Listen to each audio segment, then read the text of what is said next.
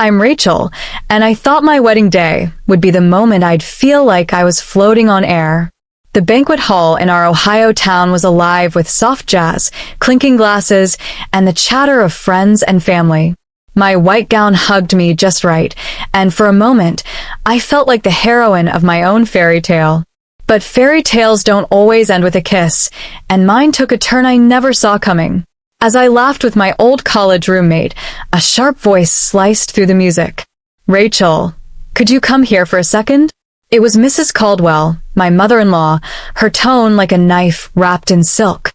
I excused myself, smoothing my dress, and walked over, noticing her rigid posture and the way her smile didn't reach her eyes. The air around her felt heavy, like a storm was brewing. "What's wrong, Mrs. Caldwell?" I asked, keeping my voice warm, though my gut told me this wasn't about to be pleasant. "It's the way you look at me, Rachel," she said, her words clipped and accusing. "I know contempt when I see it. I'm Matthew's mother, the woman who raised him, and I deserve respect, not your disdain." Her eyes narrowed, daring me to argue. I blinked, caught off guard. Contempt? I'd spent months tiptoeing around her, trying to win her approval despite her constant critiques. My dress wasn't elegant enough. My job wasn't prestigious enough. I wasn't enough. "Mrs. Caldwell, you're mistaken," I said, my voice steady, but my heart racing. "I have nothing but respect for you." "Respect?" she scoffed, loud enough to turn heads. "I've seen your eye rolls, your little smirks. You think I don't notice? You've turned my son against me, and on his wedding day, no less." Her voice cracked with theatrical emotion, drawing a small crowd of curious guests. "Mom, what's going on?" Matthew, my new husband, appeared at her side, his brow creased with worry. His dark suit made him look every bit the charming real estate heir, but I could see the tension in his jaw. "Your wife," Mrs. Caldwell said, clutching his arm, "has been disrespecting me all day, looking down on me, like I'm nothing. And you let her, Matthew." Her eyes welled up, a performance that would have won awards. "Rachel, is this true?" Matthew turned to me, his voice sharp, his eyes searching mine for something to latch onto. I saw doubt there, mixed with something darker, anger, maybe, or fear of his mother's wrath. "No, it's not true," I said firmly, my hands trembling at my sides. "I've done nothing but try to make this day perfect for everyone." My voice held steady, but inside, I was screaming. How could she twist things like this? And why was Matthew even entertaining it? "She's lying, Matthew," Mrs. Caldwell sobbed, gripping his arm tighter. "I'm your mother. Would I make this up?" Before I could process her words, Matthew's hand came up, fast and sharp, and struck my cheek. The slap echoed, a sickening crack that silenced the room. My hand flew to my face, the sting spreading like wildfire. The guests froze, their gasps hanging in the air. My best friend, Claire, stood a few feet away, her eyes wide with horror. "How could you?" I whispered, not just to Matthew or his mother, but to the universe that let this moment happen. My cheek burned, but the real pain was deeper, a betrayal that cut through my heart. Matthew's face shifted, his anger melting into something like regret, but it was too late. "Rachel, I didn't mean," he started, his voice shaky, but I cut him off. "You just showed me exactly who you are," I said, my voice low but unshaken. I turned to the crowd, their stares heavy on me. "I'm sorry you had to see that. Please keep enjoying the party. I just need a moment." I walked away, my heels clicking on the polished floor, whispers trailing behind me. But I held my head high, even as my heart shattered. In the quiet of the bridal suite, I let the tears come, not just for the pain, but for the fire they ignited inside me. This wasn't the end. It was the start of something new. I wasn't going to be the victim in this story. I was going to write my own ending, one where justice wasn't just a dream, but a reality I'd make happen. After the wedding, I couldn't shake the image of Matthew's hand striking my cheek, or the way Mrs. Caldwell's accusations had twisted the truth. The humiliation clung to me like damp clothes, but it also lit a spark. I wasn't going to let them walk all over me. I needed proof, something undeniable to show the world who they really were. That's when I decided to take control. One morning, I sat in a Columbus coffee shop, my hands wrapped around a mug that had gone cold. Across from me was Mr. Donovan, a private investigator with a reputation for getting answers. His graying hair and steady gaze gave him the look of someone who'd seen it all. I'd found him through a coworker who swore he was discreet and relentless. "Mr. Donovan," I said, my voice low, "I need your help. My husband, Matthew, and his mother, they've been cruel. But I think it's more than that. I need evidence of what they're doing emotionally, financially, anything." He leaned forward, his notepad open. "Understood, Rachel. What are we looking for exactly? Patterns? Specific incidents?" "Everything," I said, my jaw tight. "Emotional abuse, financial control, anything illegal. I need to know what I'm up against." My hands shook as I spoke, but not from fear, from determination. Growing up, my stepdad had dismissed my voice, making me feel small. I wasn't going back to that place. "Consider it done," Mr. Donovan said, jotting notes. "I'll start with surveillance, dig into their finances, their pasts. If there's something to find, I'll find it." Back home, I started my own mission. Every conversation with Matthew or Mrs. Caldwell, I recorded on my phone, hidden in my purse or pocket. Matthew's tone was often sharp, laced with impatience, like when he snapped at me for questioning a late-night meeting. "You don't need to know everything, Rachel," he'd say, his voice cold. Mrs. Caldwell was worse. Her calls were full of subtle jabs, reminding me I'd never be good enough for her son or their family's real estate empire. Claire, my best friend since we were kids sneaking fireflies into jars, became my anchor. One evening, we sat on her couch, wine glasses in hand, as I spilled everything. "Claire, I don't know how I'd do this without you," I said, my voice cracking. "It's like I'm fighting a war I didn't sign up for." "You don't have to do it alone," she said, her brown eyes fierce. "You're stronger than they think, Rachel. What's the plan?" "I'm building a case," I said, pulling out my laptop. "Mr. Donovan's digging, and I'm recording everything. I want to expose them, make sure they can't hurt me or anyone else again." Claire nodded, her own battles with a toxic principal at her school, making her understand betrayal better than most. Weeks later, Mr. Donovan sent me a thick file. I met Claire at a diner to go through it. The documents were a goldmine, bank statements showing large sums moving from the Caldwell family business to obscure accounts, emails between Matthew and his mother hinting at creative accounting. One email from Mrs. Caldwell read, "We need to keep this quiet, Matthew. No one can know." My stomach churned. This wasn't just about their cruelty to me. They were stealing from the company, maybe even the community that trusted them. "Rachel, this is huge," Claire said, her eyes wide as she scanned a transfer record. "They're embezzling. Look at these amounts, hundreds of thousands, shuffled around like it's nothing." "I know," I said, my heart pounding. "It's not just emotional abuse anymore. It's a whole web of lies." The more we dug, the clearer it became. Matthew and Mrs. Caldwell weren't just toxic, they were breaking the law. I felt a mix of rage and purpose. My mom had taught me to stand up for what's right, even when it's hard. This was my chance to honor that. "Be careful," Claire warned, squeezing my hand. "They're not going to like being cornered." "I'm done being careful," I said, my voice steady. "They thought they could break me, but they're about to find out who I really am."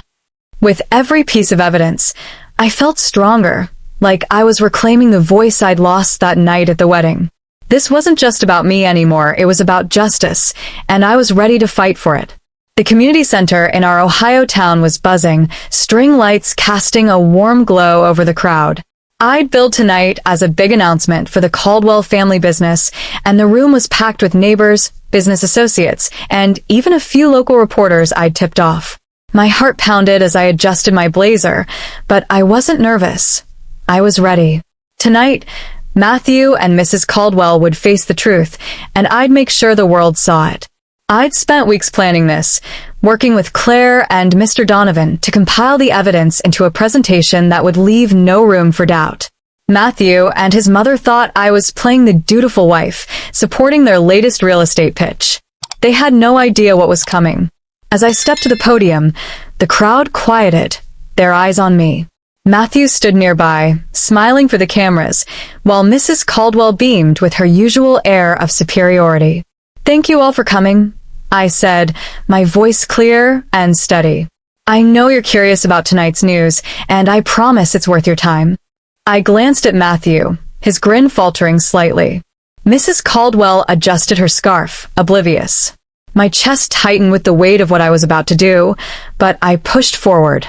This was for every time I'd felt small, every time they'd tried to silence me.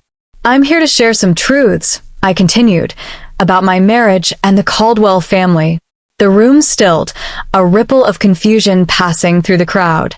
Matthew's smile vanished. "Rachel, what's this about?" he asked, his voice low but sharp. "I'm talking about the abuse, the lies, and the illegal activities happening behind closed doors," I said, locking eyes with him. Gasps echoed around the room. Mrs. Caldwell's hand flew to her chest, her face paling. "Rachel, have you lost your mind?" she hissed, but I didn't flinch. "Far from it," I said, turning to the screen behind me. Exhibit A. The projector flickered to life, playing a recording of Matthew berating me over a phone call, his voice dripping with contempt. "You're nothing without me, Rachel. Stop asking questions." The crowd murmured, some leaning forward, others whispering. I clicked to the next slide, bank statements showing unexplained transfers, followed by emails between Matthew and his mother plotting to hide funds. "This is just the start," I said, holding up a folder thick with documents. "These show embezzlement from the Caldwell family business, money that should have gone to community projects, siphoned off for personal gain." The reporters scribbled furiously, their cameras clicking. Matthew's face was red, his fists clenched. "Rachel, you're ruining everything," he shouted, but his voice cracked, betraying his panic. "I'm not ruining anything," I said, my voice calm but firm. "I'm exposing the truth. You and your mother thought you could control me, humiliate me, but you were wrong." I turned to the crowd. "This is about more than my marriage. It's about a family that's betrayed this community's trust." Mrs. Caldwell tried to speak, her voice trembling. "Rachel, please, let's talk privately." But her usual poise was gone, her hands shaking as she clutched her purse. "No more secrets," I said, meeting her gaze. "The time for hiding is over." I played another recording, this one of Mrs. Caldwell dismissing an employee who'd questioned their finances, her tone cold and manipulative. The crowd's shock turned to outrage, their whispers growing louder. I saw Claire in the back, giving me a nod, her eyes shining with pride. As I stepped down from the podium, the room erupted. Reporters swarmed, shouting questions, while some guests approached me, offering quiet words of support. Matthew and Mrs. Caldwell stood frozen, their perfect image shattered. I felt a surge of triumph, like a weight lifting off my chest. For the first time since the wedding, I wasn't just surviving, I was fighting back, and it felt good. The county courthouse in Ohio was all stark white walls and polished wood, the kind of place that felt like it held the weight of every decision made within it. I sat in the plaintiff's chair, my lawyer, Ms. Larson, beside me, her calm confidence steadying my nerves. Across the room, Matthew and Mrs. Caldwell looked smaller than I'd ever seen them, Matthew's tie slightly askew, his mother's face drawn tight. The evidence I'd gathered, the truth I'd exposed, had brought us here, and I was ready for the final act. Ms. Larson stood, her voice ringing clear. "Your Honor, we're here to seek a divorce for Rachel and to address years of emotional and financial abuse by Matthew Caldwell and his mother, Mrs. Caldwell.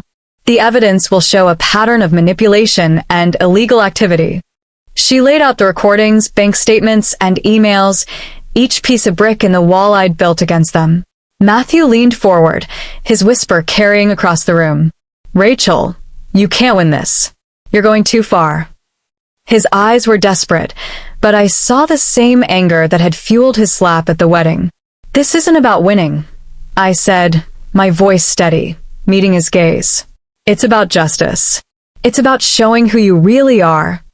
My heart pounded, but I felt grounded. Growing up, my mom had fought to keep us afloat after my dad left, teaching me that truth was worth standing for, no matter the cost. Ms. Larson presented the evidence methodically, recordings of Matthew's demeaning rants, financial records showing hundreds of thousands diverted from the family business, emails plotting to cover it up. The courtroom was silent, the weight of each document sinking in. I watched the judge's face, her expression unreadable but focused. Mrs. Caldwell took the stand, her voice thin. "Your Honor, this is a misunderstanding. Rachel's exaggerating, twisting things to make us look bad." But her words sounded hollow, even to her. The evidence was too clear, too damning. "Exaggerating?" I said, unable to stay silent. "The truth is in those documents, in your own words. You can't hide anymore." My voice was calm but firm, carrying the strength I'd found over months of fighting. The gallery murmured, some nodding in support. Matthew's lawyer tried to argue, claiming the transfers were legitimate business moves, but Ms. Larson countered with expert testimony from a forensic accountant. The numbers didn't lie, and neither did the recordings. I felt a flicker of pride. Every late night poring over documents with Claire, every call with Mr. Donovan, had led to this. The judge adjusted her glasses, her voice measured. "In light of the overwhelming evidence, I grant Rachel's divorce and order legal action against Matthew and Mrs. Caldwell for their conduct. The court will refer the financial irregularities to the appropriate authorities." The gavel struck, sharp and final, and a wave of relief washed over me. I'd done it. I'd stood up to them and won. As we left the courtroom, Matthew avoided my eyes, his shoulders slumped. Mrs. Caldwell clutched her purse, her face pale, no longer the untouchable matriarch. Claire was waiting outside, pulling me into a hug. "You did it, Rachel," she whispered. "You showed them." I nodded, my throat tight with emotion. This wasn't just about the divorce or the money. It was about reclaiming my voice, proving I wasn't the powerless girl they'd tried to make me. The fight had been brutal, but standing there, I felt stronger than ever, ready to write the next chapter of my life. The Ohio countryside stretched out before my new home, a small farmhouse with a wide porch and fields that seemed to breathe calm. I sat there one evening, a mug of chamomile tea warming my hands, watching the sun dip low, painting the sky in shades of pink and gold.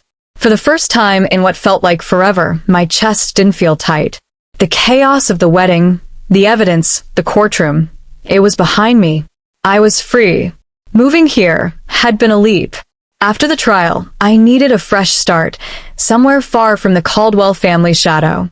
This place, with its creaking floors and wildflower-dotted yard, felt like a promise, one I'd made to myself to rebuild.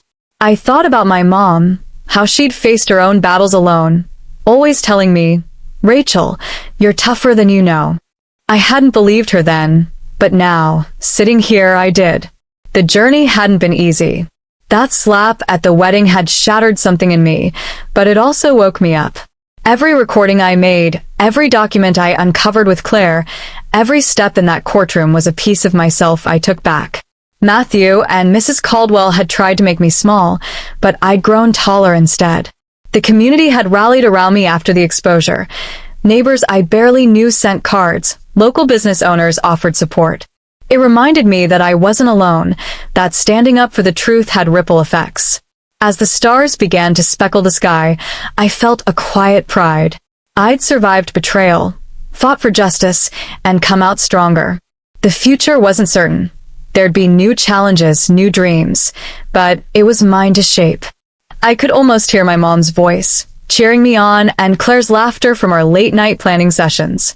This wasn't just a new beginning. It was a triumph, a testament to the woman I'd become. To everyone who's followed this journey, thank you. You've walked with me through betrayal, battles, and hard-won victories. My story isn't just about surviving. It's about standing tall, finding your voice, and fighting for what's right, no matter how loud the world tries to drown you out. If this moved you, hit that subscribe button and join us. Every story we share is a spark, a reminder that you can rewrite your own ending. Keep standing up, Keep speaking your truth, and I'll meet you on the other side of the fight.